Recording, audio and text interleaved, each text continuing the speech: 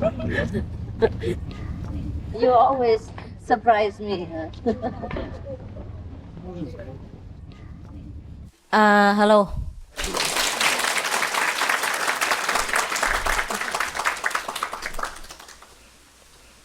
Are you all right?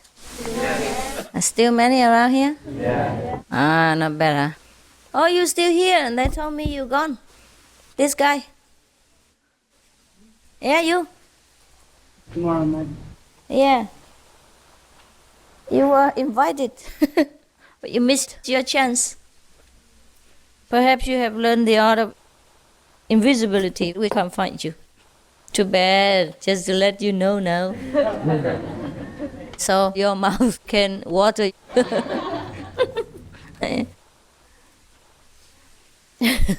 Okay, I'll tell you a few jokes, all right? To wake you up first. From your sleep. There was a, you know, Khrushchev? Huh? Yeah. Khrushchev, huh? Okay. Russia, huh? He went to see one of your presidents. I don't know who, I forgot. I saw your president, yeah, the American president, gave him a present, you know, a real atom bomb, a small one. Small one, just for fun. He said, well, keep it. But be careful, it's real. If you make mistake, the outcome would be terrible. You know, it could be a disaster. It's real, huh? Even though it looks small, it's real. So Khrushchev say, all right, thank you very much. Now I present you this guy. He's our finance minister. You should be careful with him, otherwise it would be more disastrous than the atom bomb. And another joke. There was a boy who went to the neighbor and rang the bell of the neighbor. So there was a lady, you know, a young lady came out and opened the door and asked him, what's the matter? So the boy said, did you see my dog run into your garden here, into your house here? So the girl said, no. But why did you think that he came to my house instead of another house?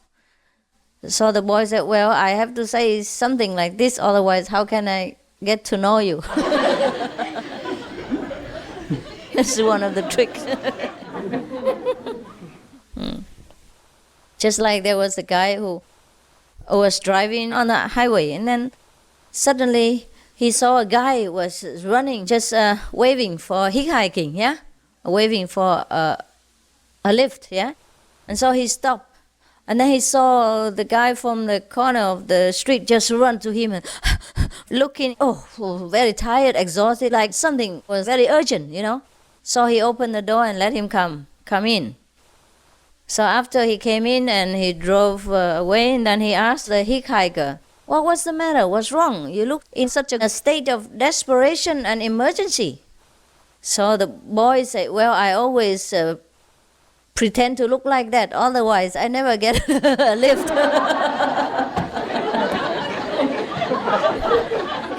At least he's honest, huh?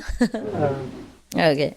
There was one person, he was famous for being very miserly. So one day it happened that he was drowning in the river, huh? And then he was shouting for help, huh? Help me, SOS and all that.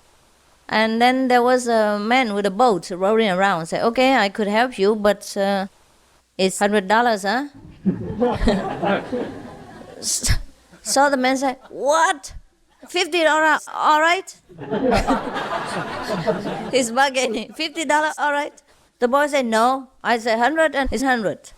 So the drowning man said, I'd rather drown.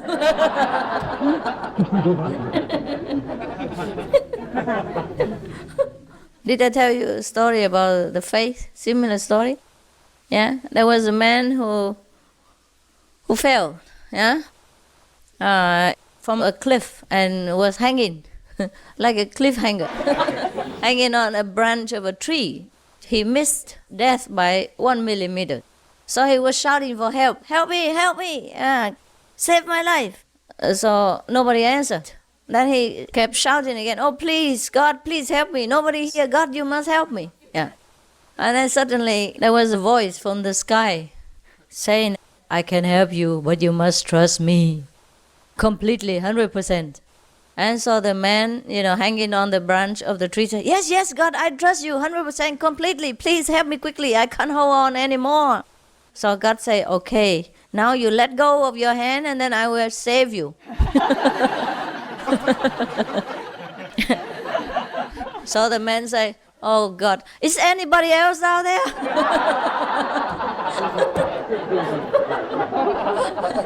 100% trust, right?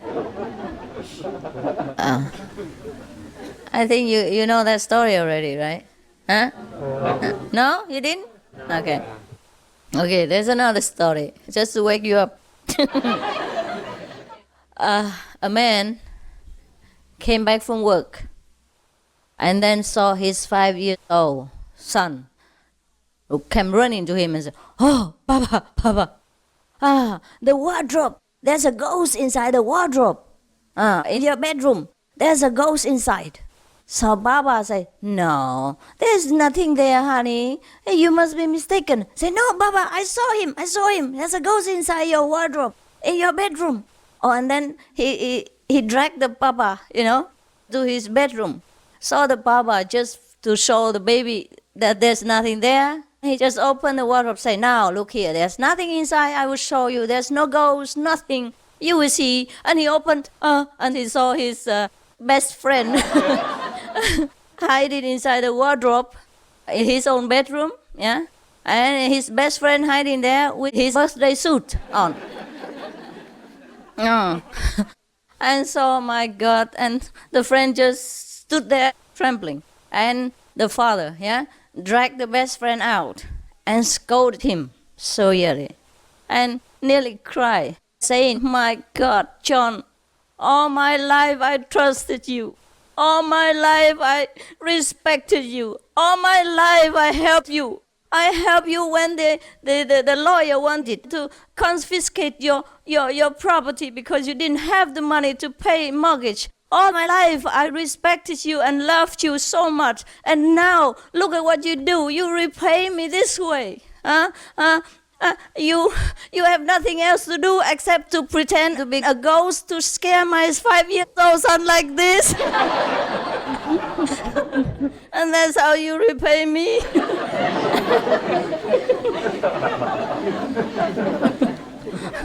You don't understand? You do, huh? Okay. So don't pretend to be a ghost and scare your neighbor's children, all right? You too, women as well. There are ghosts from both sexes. Female ghosts and male ghosts. Don't you be any of them. All right, so now let's pretend to be Buddhas and and do something about this Buddha business. See, there's some short stories. Oh, you want to continue? I think we continue with the Shiva business, huh? Yeah, there is a nice story here. A Christian scholar who believed that the Bible is absolute gospel. Nothing can ever go wrong, and everything that is written in the Bible is correct. So one time a scientist had been questioning him, saying something like this: "According to the Bible, our world, was created around 5,000 years ago. But we have discovered many bones, and relics that point to a life on Earth at least 1,000,000 years back. So what do you say then?" So the Bible scholar said to him, "When God created Earth 5,000 years ago, He knew that we would doubt Him. So He deliberately, on purpose, put these bones there to test our faith, to see whether we will believe the science or believe Him." That's that's the answer. There was a rabbi fed up with people always asking him questions and never seeking the answers within themselves. So he put up a sign outside his synagogue. He said, any 2 questions, $100. $100 and you can have 2 questions answered. No free gift anymore. He put it there. And of course, not many people came to ask him anymore, since it cost $100 for a pair. But there were some wealthy people, who were curious and wanted also to ask something, since they can afford it. So they came to the rabbi, put $100 there, and wanted to ask questions. And so the rabbi said, okay, now you can, if you want, okay, you paid, you're entitled to 2 questions. So one of the wealthy persons say, isn't $100 too expensive for 2 questions? And the rabbi say, yes, it is. Now, what is the second question?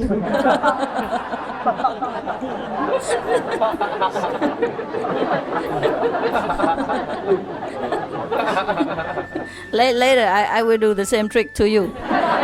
So you don't ask me all kinds of nonsense anymore. There was another rabbi, his name was Pinas, something like that. He entered the meditation place, and many disciples were gathering together and talking. So the rabbi asked them, what are you talking about? So all the disciples were telling him, perhaps the ones who prepared to be priests, or to be rabbis in Judaism. So the rabbi asked them what they are discussing. So the male priest said, well, we are saying how scared we are that the evil urge will pursue us. Like probably they were afraid about the sex drive. They say, we are worried that the sexual desire is chasing after us. So the rabbi said, don't worry, you haven't gotten that high enough for the devil urge to chase you. Right now you are chasing it. I don't know who that be. Okay, there's another one, very cute. A philosopher made an appointment to dispute with a master called Nasruddin, a Sufi master. And after he made an appointment, he came at the appointed time to dispute with that master, and then found out that the master is gone. He's not at home. So he was very, very angry. He was very angry and frustrated. So before he left the house of the Sufi master, he wrote on the gate, on the master's gate, he said, stupid donkey. So as soon as the master came back home and saw this, immediately he rushed to the philosopher's house and apologized. He said, oh, I had forgotten that I had an appointment with you that day at that hour. I apologize for not having been at home. But of course, I remember immediately, as soon as I saw you sign your name on my gate.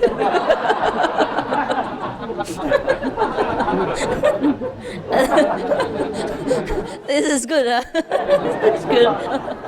Huh?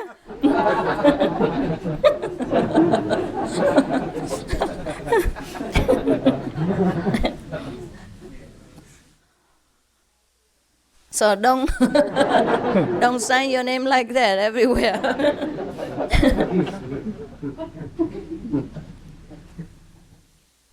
Just like the story of the Buddha, you remember?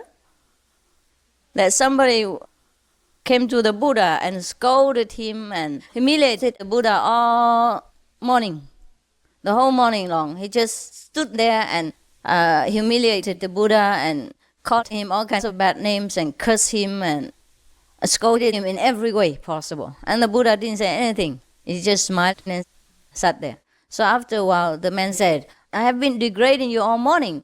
Oh, why you just keep quiet and don't say anything? Aren't you disturbed? You don't feel angry? You don't feel concerned? Buddha said, no, why should I? If somebody wants to give me some present and I don't accept it, then the person has to take it back home. And there is another story similar. There was a man who studied with a master. And the master taught him that every time anybody scolded him or humiliated him in some way, then he must pay that person in money. Yeah. So he did that for many years.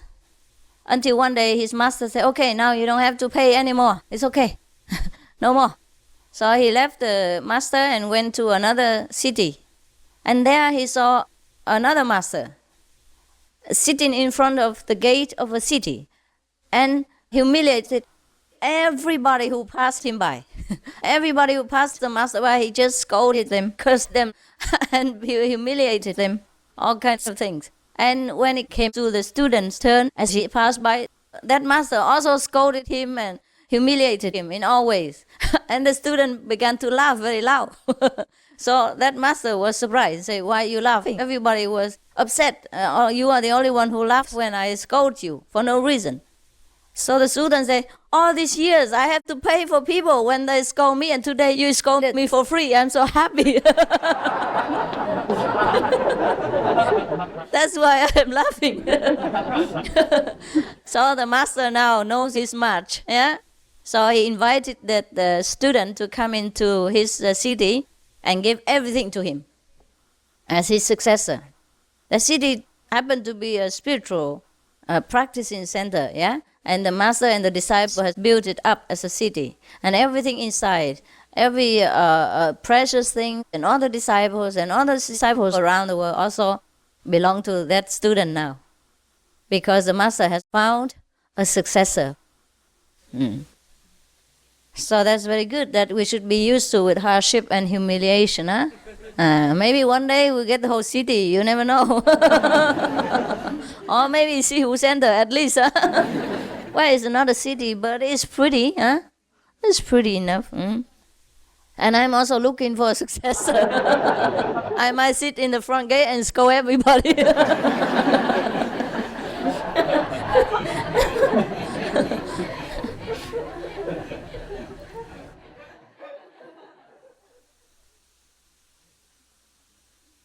There's another story. Very nice. There was a monastery, and there was a master there. And then a person came in and asked, because the monastery had no gate, so you don't have to close the door or things like that.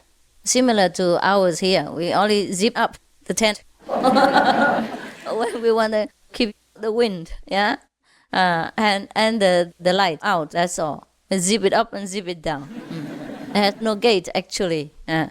So the person asked, but then how do you keep out the thieves? Yeah. So the master said, well, we have nothing valuable here that people would want to come and steal. All the valuable things have been given away to other people. So the person kept asking again, and how about the bad people? You know, like other people making trouble. How do we deal with them? So the master said, well, we just ignore them. And then the person asked again, but does it help? Huh? Ignoring people, does it help? The master didn't answer. He just closed his nose, closed his ear, closed his eyes, and pretend not to hear anything. And he kept asking again, and the master didn't say anything. He asked once more, the master didn't say anything. So he was very angry and stood up and left. So after that, the master said, hey, come back here. It really helps, doesn't it?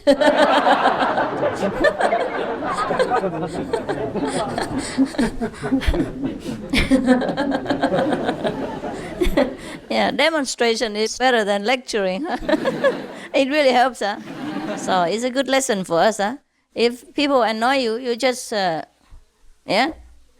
ignore them like this. Be deaf, dumb, and then they will soon be fed up with you.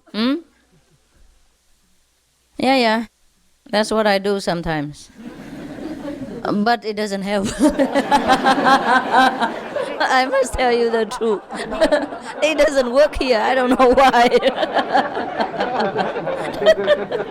The more I ignore people, the more they come. So now I just have to put up with it. Huh? If you can't beat them, then join them. Huh? All right, let's become Buddha together. Now we continue with our job, boring job. Yesterday when? What? Huh? Number what? Nah. 58, huh? No, 57, huh? Okay, 56. Was when you open your mouth and and listen to the sound of the of your breathing. Remember? Okay. Now, did any of you try that in the tent yesterday? The Buddha must have laughed, huh? When he saw you opening your mouth like an idiot like that. Hi, number 56. 56 already. We already opened the mouth. Now, now number 57.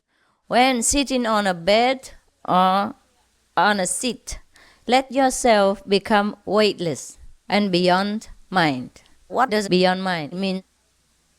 Huh? Not thinking anything.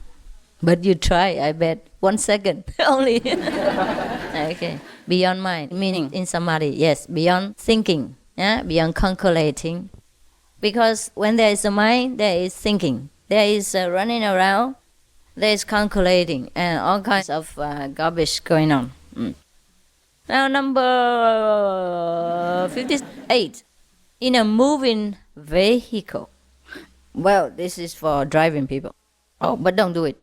But rhythmically swaying, experience. Experience what? Maybe samadhi, huh?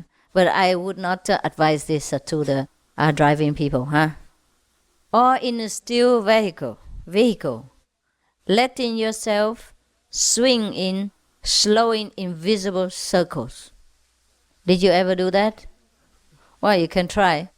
But I don't think you should do that. The police will run after you because your car will go like this. What the master meant perhaps was not the driver, okay? But the passenger, yeah? Just let yourself be moved, yeah? Swinging around with the movement of the vehicle. At that time they had perhaps horses, yeah? Horse carriages. So the movement, it must be very smooth. So maybe try to ease your tension by teaching you to move with the movement so that you don't feel agitated. And it's comforting for you. Then perhaps you have some light and sound experiences, okay? All right. Today I'm facing the boys because you always, push them to the end of the world. And it doesn't matter how I arrange, you still sit in front of me. And you keep pushing until I myself feel pressure. I really do feel pressure. When somebody is pushed to the limit, I feel pressure every time. So today I'm facing the boys, so don't ask me why. It's Sunday also, you see, all the boys are pushed until the end of the toilet. Really, every Sunday. Doesn't matter how much I say, they still push. It is not where they sit, they squeeze together, The females, I don't know why. What's wrong with you, females? Huh? What's wrong? Why you have to push? Or have to squeeze like that? You see that? Even now we have tape it. They all sit up to the limit. So the boys will never dare to sit too close, because they feel, because of feeling misunderstood. They fear that the female misunderstand them. So they always sit a little bit further. And the further they go, the females continue their march. Always attacking from the side. So I feel very sorry for the boys. Because boys are gentlemen. They're not used to pushing at home. At home, all the women are pushing their husbands. I know that, because I was one. Don't tell people.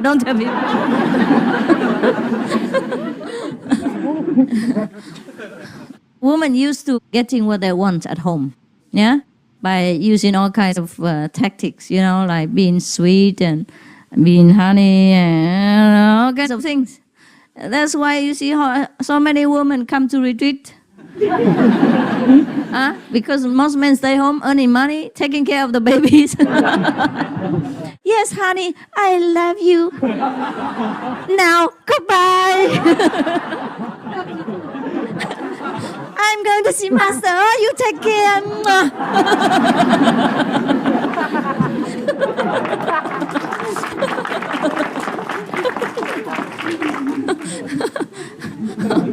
Oh, dear sweetheart, you know how to cook, don't you? Yeah.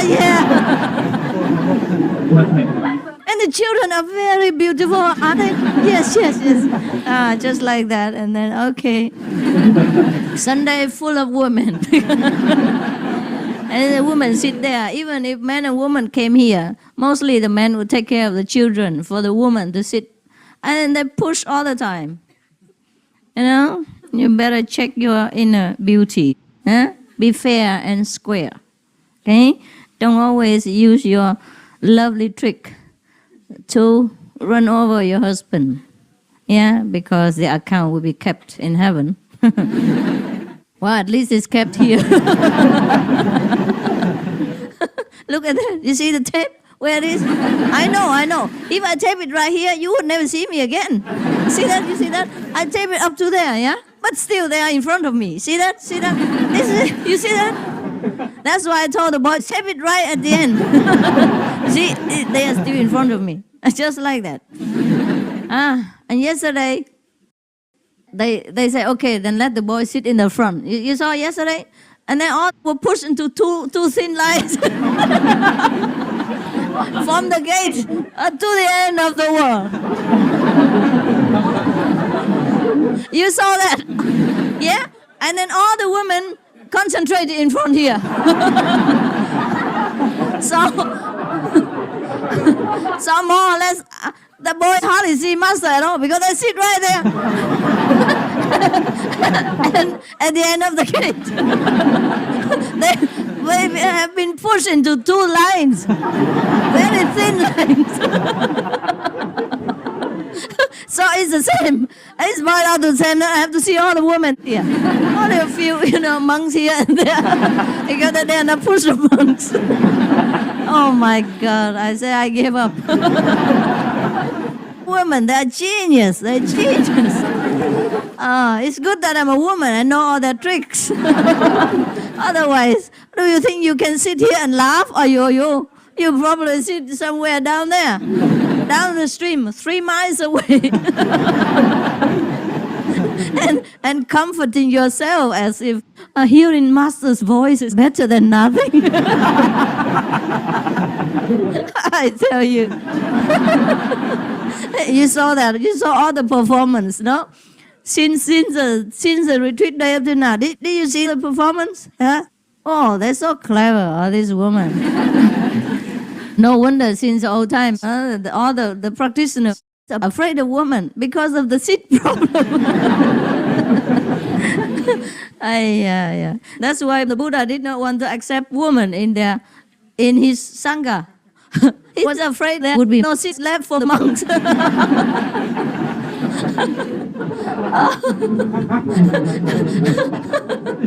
Normally the monks supposed to sit around the Buddha and listen, but when the woman came, they're all gone. Pushed to the end of the world. All men became 2 thin lines.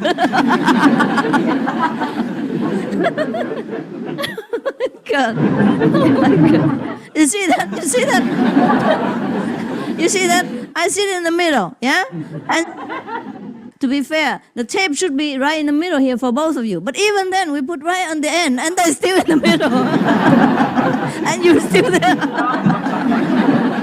I can never win. Oh, this woman. I'm scared of her.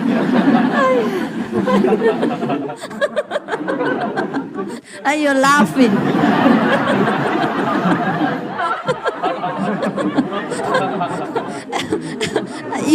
You're so used to being scared of your wife. Now you come here and you content to sit anywhere. And even laugh at yourself. Ashamed. I am the only woman here. Must protect all of you males. Can you believe this?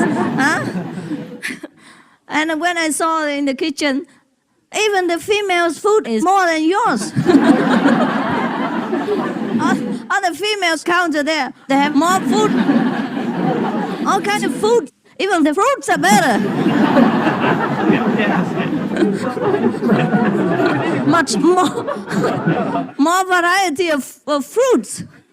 Yeah, and more variety of dishes. And you have only 3 or 4. I saw it the other day. Oh my God.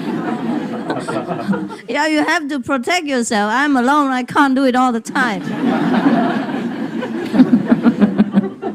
You know what?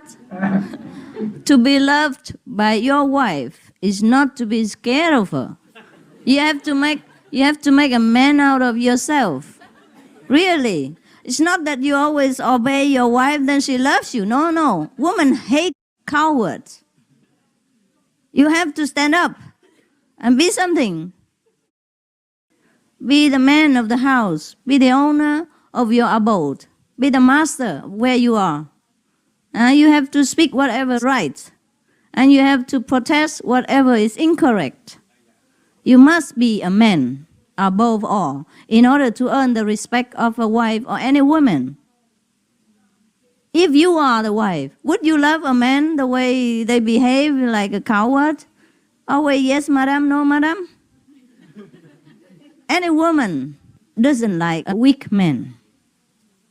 Even if she bullies you, it's just because you are so weak, yeah? And she doesn't like you. She doesn't like the way you behave.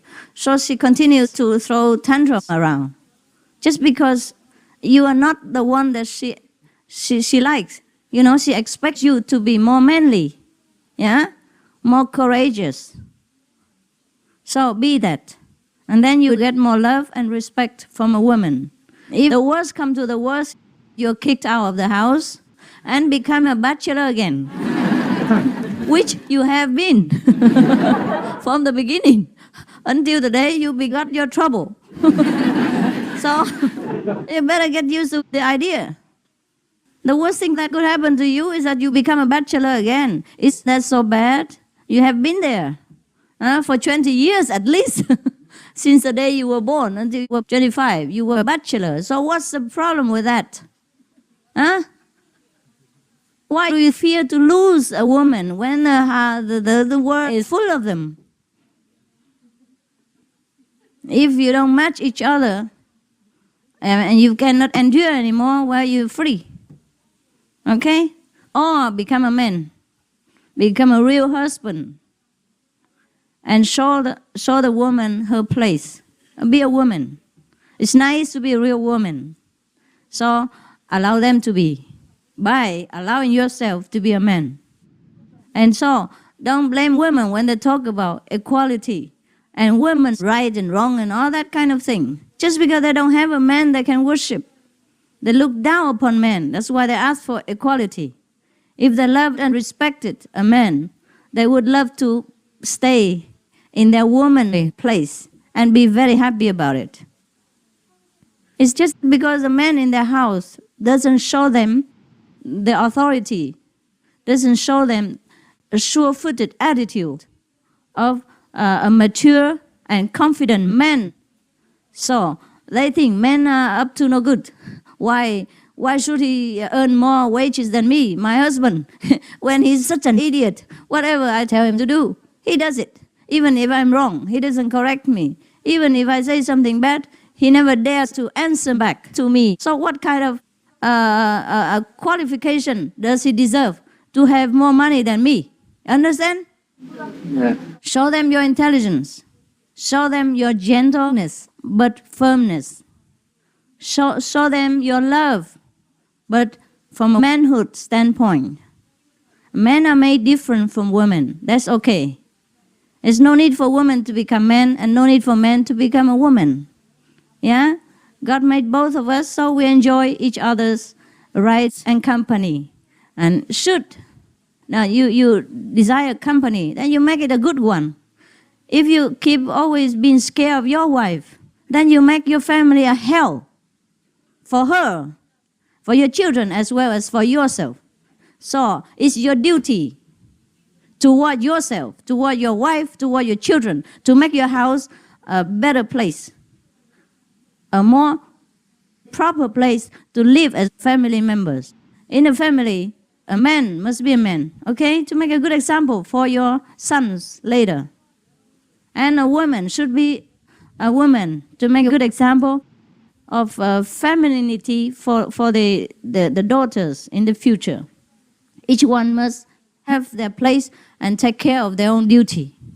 You do your best. You go out to earn your money and you take care of your family. You love your wife and be faithful as I have taught you. And that's all you do. Anything else you don't put up with. Anything unreasonable. Anything that is not just. You have to teach your wife the right way. That is your duty. To let your children know whom to respect. If they don't respect the father, how can you run your family? Understand? Yeah. If your wife doesn't respect you, how can you get the respect from your children? The most you get is pity. And that's no good. Don't you ever think that if you always subdue yourself to your wife's power, she will love and respect you more? No. I can guarantee you, no woman will like that, except some of the nutcases, I don't say. And if you find out that your wife is such a nutcase, I permit you to leave. You deserve a better one. Yes. As a good practitioner, as a good provider of the house, you are more worthy than gold. You don't gamble, you don't drink, you don't go out and flirt around with women. I think you are the best man in the world. So you deserve better treatment at home. And if you don't get it, it's your fault. Yes. You have a duty, to keep your respectable standard for your children's sake, for your wife's sake, for your own sake, and for anybody else who comes in contact with you. If you can't do that, don't call yourself a man.